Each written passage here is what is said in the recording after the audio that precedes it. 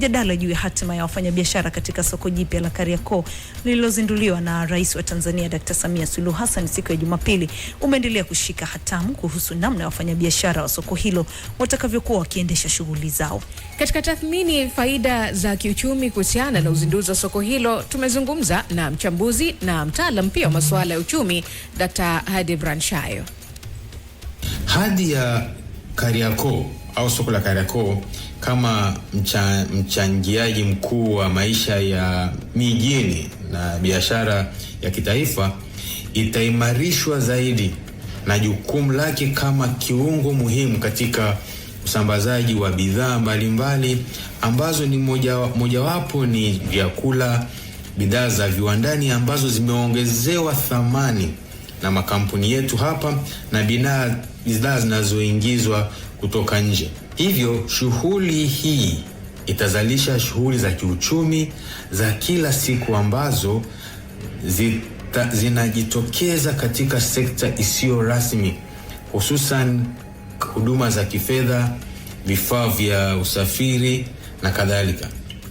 Pamoja na thamani yake ya kibiashara na ya haraka, soko la Kariakoo kwangu mimi lilivyoboreshwa linaimarisha hadhi ya Tanzania kama kituo cha biashara cha kikanda katika Afrika Mashariki. Soko hili litavutia wafanyabiashara wa mipakani, litaimarisha uhusiano wa mitandao ya uzalishaji katika nchi yetu na nchi za jirani, na kutumika kama kituo cha ugavi wa masoko ya ndani na kikanda kwa kutumia vifaa vya kisasa vinavyozingatia viwango vya kimataifa. Hivyo kwangu mimi urekebishaji huu wa kimkakati ni pamoja na mipango mipana ya kitaifa kama vile uanzishaji wa vituo vipya vya usafirishaji na biashara ambavyo vimeundwa ili kuongeza ufanisi wa minyororo ya ugavi na kupunguza gharama za kibiashara.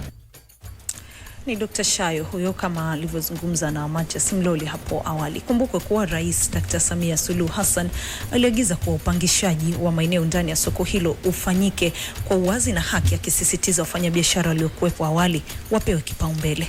Kufuatia swala hilo, studioni moja kwa moja tunaungana na Ashraf Abdul Karim ambaye ni meneja mkuu wa shirika la masoko ya Kariakoo, tukijadili hapa kuhusiana na utaratibu na jinsi ambavyo wafanyabiashara wanaendesha shughuli zao pale katika soko la Kariakoo. Karibu sana Ashraf. Asante sana Crown, nashukuru sana kwa hapa. Tuna mchambuzi anaitwa Ashraf bwana, unamfahamu? Kama mnataka kufanana hivi sio? Watu wanakuambia namfahamu. Watu wanakuambia kama mnataka kuendana hivi. Hapana, namfahamu vizuri pia. Okay, karibu bwana. Basi uchukue hiyo, mnafanana pia. Hamfanani ila mnaendana. Kuna namna hivi kama unakuja kama natoka sio. Kama soko la Kariakoo ambalo ni kitovu cha biashara hapa Tanzania na Afrika Mashariki, uzinduzi huu umekuwa na tija kiasi gani kwa wafanyabiashara? Soko la Kariakoo, uzinduzi huu umekuwa na tija kubwa sana. Kwanza utakumbuka soko liliungua mwaka 2021. Takriban miaka zaidi ya 5 au takriban 5 toka wafanyabiashara wako nje ya soko. Kwa hiyo tija ni kubwa kwamba watu sasa wamepata ajira. Kuna wengine ambao walikuwa wamepoteza vitu vyao, kuna wengine walikuwa wanapanga barabarani, lakini kuna wengine walishaenda mikoani kwa sababu anajua sasa mtaji umepotea.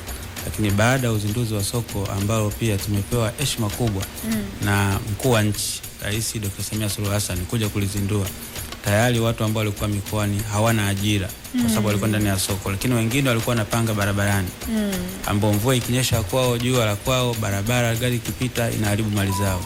Tayari wamerudi ndani ya soko kwa ajili ya kuanza biashara zao. Kwa hiyo itakuza uchumi wa nchi, tengeneza ajira kwa wafanyabiashara, lakini kutoa fursa kwa watu wengine kutoka nje ya nchi kufika Kariakoo kufanya maemezi. Soko la Kariakoo ni moja kati ya masoko makongwe tunasema kwa jina hapa nchini kwa Tanzania, na ni soko ambalo limeshatumika kwa muda mrefu mno na watu wengi wanalifahamu ndani na nje ya nchi. Baada ya mabadiliko haya yaliyofanyika sasa hivi na hatimaye kuzinduliwa upya, sasa kuna tofauti gani ama kuna vitu gani chanya ambavyo tunasema sasa vitakuwa na mabadiliko tofauti na Kariakoo ya miaka ile? Kwanza ni kweli ni soko la kimataifa lakini la kihistoria, lakini mabadiliko ni makubwa sana. Kwanza masoko sasa hivi ni mawili. Ilikuwa soko lile inaitwa soko kuu la zamani, ile sehemu ambayo ilikuwa soko la wazi au watu wanapanga bidhaa chini, wale ambao umetembelea Kariakoo. Sasa hivi limejengwa ghorofa 6 ambao hilo ni soko jingine sasa sehemu ya Kariakoo, ambao ni ghorofa ya kwanza, ya pili mpaka ya 6, na kote mpangilio wa biashara huko, kila sehemu ya biashara zake. Kwa wale ambao walikuwa wanapanga chini, wale ambao walikuwa na maeneo, na wengine walikuwa sio sehemu ya soko, lakini ile kamati wachambua wamepata maeneo ya kufanya biashara. Kwa ukubwa uliopo, kwanza ni masoko yameongezeka mawili. Cha pili, miundombinu imekuwa ya kisasa. Zamani hakuwa na sehemu ya kupaki magari ya kutosha. Sasa hivi kuna sehemu ya kupaki magari zaidi ya 400 kwa wakati mmoja, ambao makadirio yanaonekana kwa siku inaweza kufika ya 900 mpaka 1000. Sasa tunategemea parking za magari kama unavyojua labda Mlimani City. Mtu anapaki, anafanya shopping, anaondoka. Lakini pia miundombinu ya kuzima moto kwa ajili ya majanga. Kuna milango ambao ukijifunga leo kuna dharura niweze kajiloki ili ajali ya huko isitokee kusogea sehemu nyingine. Umetujibu swali muhimu sana ambalo lilikuwa linafuata kwamba karibia miaka 5 hamjakuwa kazini, lakini nimefurahi kusikia kwamba walau kuna miundombinu ya kuzuia majanga ya moto. Ugawaji wa haya kule mnaita vizimba ama milango? Kuna vizimba afu kuna vigori. Vyote. Unazingatia nini? Kwa sababu hapo kumekuwa na lawama na mushkeri kweli kweli. Labda ni swala la uelewa, lakini pale sisi shirika la masoko ya Kariakoo ugawaji wa vizimba au maeneo umezingatia, tunasema kama Mheshimiwa Rais anasema utu. Kwa sababu wafanyabiashara wale waliokuwepo, maelekezo ya Mheshimiwa Rais ilikuwa ni kwamba wawe wanapewa kipaumbele. Kwa kipaumbele cha kwanza ilikuwa ni kwamba wale wafanyabiashara waliokuwa Kariakoo wanarejea sokoni. Kama kuna maeneo yatakayobaki, sasa yatatangaza kwenye mnada kuwapata watu wengine. Hatua tulizozifanya, mkuu wa mkoa aliunda kamati ya kuhakiki wafanyabiashara waliokuwepo zamani. Sasa uhakiki uliofanyika ulishirikisha kati ya timu ya mkuu wa mkoa, maafisa biashara mkoa, shirika la masoko ya Kariakoo, viongozi wa wafanyabiashara wenyewe na baadhi ya wafanyabiashara. Kamati hiyo ilikuja na wafanyabiashara 1520. Wale sasa ndo walikuwa na haki, wameunguliwa, wanatakiwa kurudi ndani ya soko la Kariakoo. Lakini kwa sababu soko lilikuwa limejengwa kwa ukubwa kama nilivyoeleza kwamba ilikuwa ni sehemu ya kwanza na sehemu ya pili, kuna maeneo mengine yalikuwa yamebaki zaidi ya 300 ambao yale tulienda kuyatangaza kwenye mnada ambao ni mnada wa electronic kupitia mfumo wa Tausi ambao uko chini ya wizara yetu mama, ofisi ya waziri mkuu TAMISEMI. Ule mnada ni wa electronic kwamba tukiweka vizimba au viwanja unaingia kule, tunakuwa tumeweka bei ya chini labda kama ni 100,000, bei ya juu kama ni 200,000. Kwa kati ya 100,000 na 200,000 mnakuwa mnashindana wenyewe. Sasa atakayefikia 200,000 wa kwanza ndio anakuwa amechukua eneo. Kwa wale wa pili walipata kwa njia hiyo, na shaiti la mnada ilikuwa na ukishapata unalipia amana, unakuja kusaini mkataba kusubiri kuingia sokoni. Vitu ambavyo vyote vilifanyika, na baada ya uzinduzi wa Mheshimiwa Rais tayari tumewaruhusu wafanyabiashara wapata maeneo waanze kurekebisha maeneo yao na waweze kuingia. Na leo hii biashara zimeanza, kwa hasa wale wa mboga mboga na matunda waliokuwa wanapanga barabarani, kwa sababu iliambiwa kwamba watoke barabarani waachie njia, na kweli wameziachia njia. Mwaka jana tulisikia malalamiko Ashraf kwamba kuna kama wafanyabiashara wa kigeni wengi hasa wa China wamejaa kwenye soko la Kariakoo. Sasa hizi baada ya uzinduzi huu, mna mkakati gani kuhakikisha kwamba mzani unakuwa vile ambavyo inatakiwa kuwa? Hilo ni kweli likuwepo, lakini hili swala ni mtambuka, kwa sababu utakumbuka linashiririsha kati ya wizara tofauti. Kuna wizara ya viwanda na biashara, lakini kuna wizara ya TAMISEMI ambayo sisi masoko yako chini yake. Kwa bado naendelea kufuatilia, utakumbuka kuna sheria ambayo iliundwa kwamba taratibu kwamba wafanya biashara wa kigeni wanafanya biashara zipi na wazao wafanya biashara zipi. Kwa utekelezaji unaendelea, lakini kwa sasa hali imepungua kidogo. Tunaendelea kuzisimamia na uzinduzi wa soko hili na njia kufunguka, kwamba kama kuna ukaguzi wa maduka au magodown utaendelea na wizara ambayo inahusika. Mpaka hivi sasa bado nafasi zipo za watu ambao wanataka kufanya biashara, ama ndio pameshajaa tena pako top top? Nataka kupewa kizima. Sasa hizi mwenzetu uko kwenye partnership na wanauliza. Kwa sasa hivi nafasi zimejaa. Kwa nini zimejaa? Utakumbuka nimesema nafasi ziko zaidi ya 1900. Lakini wafanyabiashara ambao walitakiwa warejea, ambao Mheshimiwa Rais alielekeza kwamba wapewe kipaumbele, walikuwa ni 1520. Kwa zaidi ya 70% mpaka 80 ni wale waliokuwa wanarejea. Na wengine 10% kama 10-20 ndio yalienda kutangazwa kwenye mnada wa Tausi, na watu wamepata maeneo yao tayari, wameanza kutengeneza. Tunategemea watu ndani ya mwezi huu watengeneze maduka yao na waanze biashara. Na tunatoa rai kwamba waanze biashara ndani ya mwezi huu. Tofauti na hapo, tutawapitia hayo maeneo kama mtu hajatengeneza, kwa sababu tunafanya biashara. Kwa kama mtu hajatengeneza eneo lake, tutabidi tumwandikie barua, tumpe notes na hilo eneo tuchukue, turudishe kwenye mnada wapate watu wahitaji. Baada ya muda gani? Tumetoa mwezi mmoja. Aha. Kwa hiyo akishachukua kizimba chake lazima awe ametengeneza ndani ya mwezi mmoja, ameanza biashara. Ya, wengine tuliwapa mapema, kwa wengine walishatengeneza, lakini kwa sababu wengine walikuwa hawajui soko inafunguliwa lini, baada ya kufungua tunatoa mwezi mmoja kwamba mtu ambaye yuko tayari ana eneo lake atengeneze duka lake, aanze biashara. Kasi ikoje mpaka hivi sasa? Kasi ni kubwa sana. Jana usiku mpaka saa 2 watu wanafanya manunuzi. Okay. Na lengo letu ni kufanya masaa 24 na ulinzi upo wa kutosha. Naam. Kuna watu walikuwa wanalalamika sana, wanasema nafasi nyingi zimetolewa kwa kupewa ama watu kwa pengine nani kwa kujuana sana na nini. Ashraf, hili unalizungumza vipi? Silo sio kweli, kwa sababu hiyo ni minong'ono. Kama nilivyoeleza hapo awali, wafanyabiashara 1520 ni wafanyabiashara ambao walikuwa ni wa zamani, waliunguliwa na moto na waliwahakikiwa na kamati ambayo ilikuwa na wafanyabiashara wenyewe, viongozi wao, sisi masoko na wafanyabiashara kutoka ofisi ya mkuu wa mkoa. Kwa hao sasa ni zaidi ya 80%. Waliobaki tulienda kutangaza kwenye mnada wa Tausi, ambao sheria ya mnada inatutaka wiki 2 tutangaze, watu wafahamu, sio tukawashtukiza.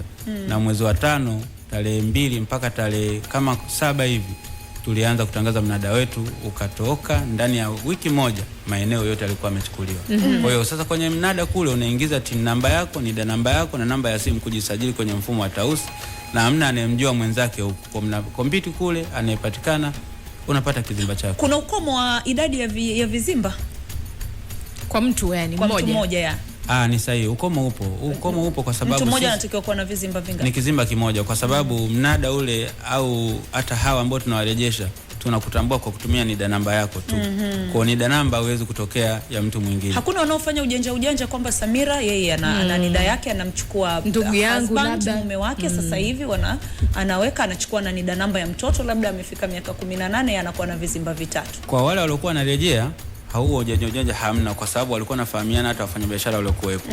Kwa wale wa kuingia kwenye mnada inaweza ikatokea ndugu akakompiti huko, kukuta tu napata zaidi ya mmoja, lakini ni ngumu. Kwa sababu gani? Kama duka tumesema moja ni 100,000, naenda mpaka 300,000, si ndio? Kwa mtakuwa mna compete. Kwa hiyo hata huyo ndugu yako alomweka na mimi tutakompiti, unaweza ukajikuta wote ndugu mmekosa, amepata ambao sio ndugu, kwa sababu ni ushindani.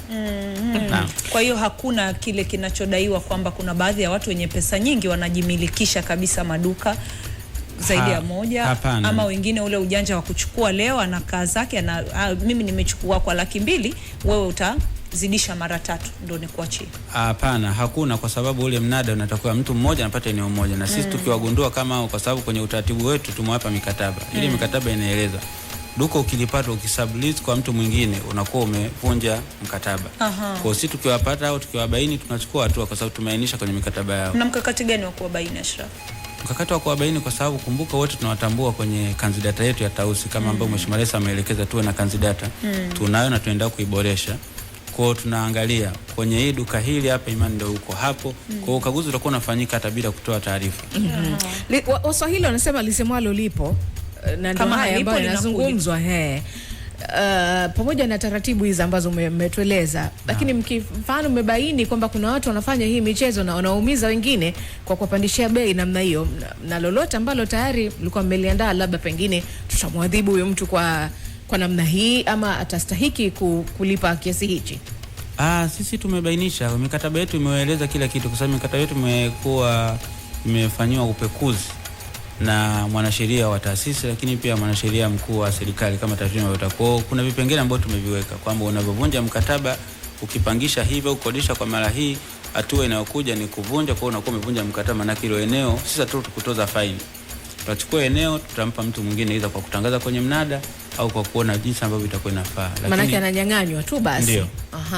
Umetueleza tofauti hapa kwamba soko limeongezeka sasa hivi. Kuna ghorofa 4 pale. Maana yake kwamba hata ule wingi pengine wafanyabiashara umeongezeka zaidi na kadhalika. Tunategemea maana yake mna mikakati na mipango mizuri kuhakikisha kwamba hata masuala mapato na vitu vingine vinaongezeka pia, na Kariakoo inazidi kung'ara tofauti na ilivyokuwa hapo awali. Kuna tofauti gani ambayo mmeibadilisha sasa ya kiutaratibu na masuala mengine uongozi, ili kuona kwamba Kariakoo inasimama, inakuwa imara sasa?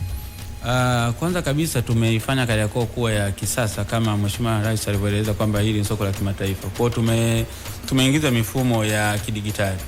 Kwanza tunakusanya mapato kidigitali ambao mwanzoni haikuwepo. Lakini mapato ambayo tunakusanya kwenye mfumo wetu wa Tausi, kila mfanyabiashara ana TIN namba yake na ana account yake kwenye Tausi. Kwa hiyo tunajua huyu Samira anatakiwa alipe kiasi gani kwa mwezi huu, miezi ijao mpaka mwaka. Kwa hiyo tunaweza kumonitor sasa kwamba nani ambaye hajalipa, nani ambaye amelipa. Lakini pia tumejaribu kuboresha kwamba wafanyabiashara wanapokuwa tutakuwa tunafuatia kuona ripoti zao kila wiki, kila mwezi, ni kuangalia mapato yanayoingia. Kama mtu hajalipa anafuatiliwa, anapewa reminder notes, anapewa reminder. Asipolipa, kwa sasa tunafanya biashara ya kupangisha maeneo, kwa hiyo tutamtoa kulingana na taratibu ambazo tumejiwekea kwenye mkataba waweze kuondoka. Lakini tuna mfumo wetu pia mwingine ambao taasisi nyingi za serikali zimekuwa nao wa mrejesho, ambao sasa kule ndo unaweza kutoa complaints zako zozote. Kama una changamoto unauliza Kizimba, ukienda kwenye mrejesho Kariakoo ukitupata unatuandikia kule na tunakujibu kule kule. Kwa hiyo mifumo ambayo tumeiweka kukusanya mapato ni ya kisasa, kuhakikisha kwamba pia ni ya kidigitali, kwamba hamna interaction ya binadamu. Lakini kwa mfano kwa uswara wa parking tumeweka mfumo ya kisasa kama ambao unaiona Hospitali ya Taifa Muhimbili pale Mlimani City na airport. Kwa hiyo hamna interaction kwamba bana nikuandikie au nisikuandikie. Na ukiingia pale unachukua kadi yako, unaenda kupaki gari, ndio utakaokaa ukirudi, unachukua kadi yako unalipia, unaondoka. Hiyo ni maboresho makubwa ya mifumo ya kisasa ya kukusanya kodi ili kuhakikisha kwamba mapato yanayopatikana pale yanaweza kuwa reinvested kwenye sehemu nyingine, kujenga masoko mengine na kuwezesha shirika. Vipi kwa wageni ambao wanakuja kuchukua mizigo hapa Kariakoo? Maana wafanya biashara wanaotoka nchi za jirani ni wengi pia. Wao mmewatazama vipi kuhakikisha kwamba wanapata huduma ambazo ziko bora? Wao tumewatazama vizuri kwamba wageni wakifika tumeweka desk ambayo itakuwa ni customer service personnel ambao watakuwa nawaonyesha hata maeneo mengine ambao hawayafahamu kwa sababu soko ni kubwa. Lakini jana pia tumepokea maelekezo ya Mheshimiwa Rais wakati akizindua kwamba tuweke kituo cha usafirishaji, kwamba watu wakija wataka kusafirisha wajue point ni wapi ndani ya soko lile. Hiyo sasa itakuwa imewasaidia kwamba hata akinunua mzigo anajua nikiuacha hapa unaweza kusogea sehemu yake ya cargo au unaweza kusogea sehemu nyingine. Kwa hiyo tumeliongeza, tulikuwa tujaliweka, lakini Mheshimiwa Rais ameelekeza kwamba hilo liwepo. Lakini pia njia zimefunguka sasa. Utakumbuka Kariakoo ilikuwa ipitiki kuzunguka soko. Lakini sasa hivi ukianzia kama ukitoka Lumumba njoo na Mkunguni utaingia moja kwa moja sehemu ya soko, utapaki magari yako. Ukitokea Msimbazi Polisi ukija na hiyo Tandamti utaingia. Pemba na Swahili zote zinapitika. Kitu gani zaidi ambacho mfanyabiashara ambaye yuko katika soko la Kariakoo tunasema ananufaika nacho hasa kwa sasa hivi kutokana na maboresho mazuri mlioyafanya na ule utamani pia kutaka kuona biashara zinaendelea kupaa zaidi hapa nchini kwa Tanzania? Ni miundombinu ya kisasa iliyoboreshwa ndani ya soko la Kariakoo. Kwanza kabisa kuna lifti 7 ambapo lifti 2 ni kwa ajili ya mizigo, 5 kwa ajili ya abiria. Kuna sehemu za kupanda kwa ngazi, kuna sehemu za ramps ambao unaweza kuwa unapanda kwa watu maalum. Lakini zile za ramps zimetengenezwa in such a way kwamba ukiwa unapanda kuna viduka vidogo vidogo ambavyo utakuwa unafanya manunuzi. Kwa hiyo hauwezi kuhisi kama unaenda gorofa ya pili kwa sababu ile unapiga hatua ya kwanza unanunua labda saa ya mtoto. Piga hatua ya pili unanunua labda ndara kidogo au sandals. Ile unafika gorofa ya pili kununua labda bidhaa iliyoko pale, ushapata vitu vingine huko katikati. Hiyo yote imewekwa kwa ajili kuboresha. Kwa hiyo sasa hivi Ashraf, hakutakuwa na ule msongamano tuliouzoea zamani? Hapana, hakutakuwa na msongamano kwa sababu pia ukisasa ambao na usema kumeachwa nafasi. Kuanzia maduka moja na duka jingine, lakini kizimba kimoja kizimba kingine. Lakini maeneo ya kupita pia yako tofauti. Unaweza kaamua upande na ngazi, unaweza kaamua upande na lift, unaweza kaamua upande na watu wenye mahitaji maalum. Na Kariakoo kama unavyosema ni soko kubwa na la kimataifa. Kulikuwa na ile kasumba ukiingia pale, licha ya ule msongamano, kuna wale wanaotembea na vispika mahindi 200 sasa hivi katika muonekano mpya bado ile hali itaendelea vile vile? Ndani ya soko lenyewe, soko kuu, hiyo hali haipo na hatutoiruhusu ili soko jipya. Lakini kule mitaani tayari kuna vikao vinaendelea kuhakikisha tunaboresha hizo njia zinafunguka, na hiyo maelekezo ya kuomba mahindi, kuomba si viatu vinapatikana hapa.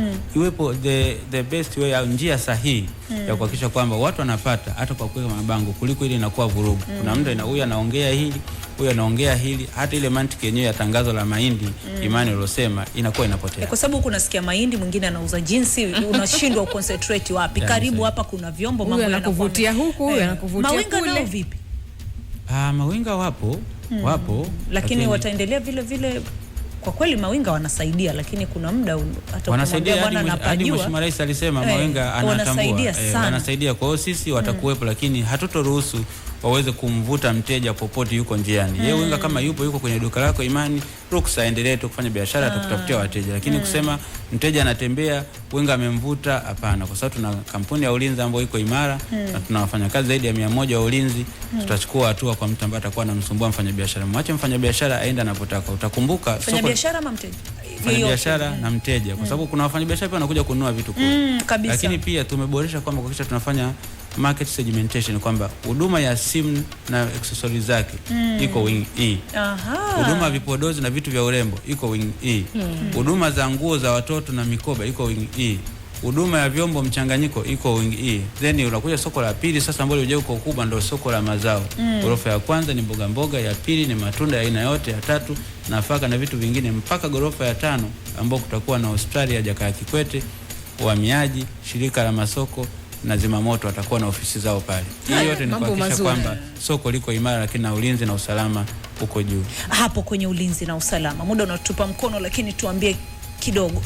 Kariakoo, ukifika Dar es Salaam kwa mara ya kwanza unaambiwa ukienda Kariakoo simu weka huku, hela weka huku, na ndo hapo mtu unapoona kwa kweli bora nifike nijikabidhi kwa winga ili anieleze. Sasa hivi usalama wa mtu mmoja unakuaje?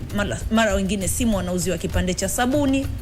Usalama kwa kweli uko juu sana, na kwa hili nizidi kumpongeza na kumshukuru Mheshimiwa Rais Dr. Samia Suluhu Hassan. Alituelekeza kwamba bidhaa zinazouzwa ndani ya soko la Kariakoo ziwe ni bidhaa halali na imara na genuine, kwa sababu ni soko la kimataifa, kuliko kuja kuharibu sifa ya soko. Tumefanya hivyo. Kwa hiyo sasa tumeanza mazungumzo kati ya mkurugenzi mtendaji wa TanTrade Dr. Latifa, lakini mkurugenzi pia wa TBS, kuhakikisha kwamba tunawapatia ofisi ndani ya shirika kwa ajili ya kupita napita kidogo kukagua baadhi ya ubora wa bidhaa. Ukija kwenye swala la usalama, tayari zile njia zimefunguka Imani. Unaposema kama unasema unajikabidhi kwa winga, ukitokea kule ilipokuwa petrol station ya Big Bone, ukiingia Kariakoo kote kunapitika, wale walikuwa wanapanga njiani hawapo. Kwa usalama wako njoo moja kwa moja ingia ndani ya soko la Kariakoo. Kama una gari lako paki ndani ya soko la Kariakoo, utakuta maaskari wapo kila eneo, ikianzia kule basement ambako kuna parking mpaka huko juu. Tupo mwaka wa mbele. Imewashika.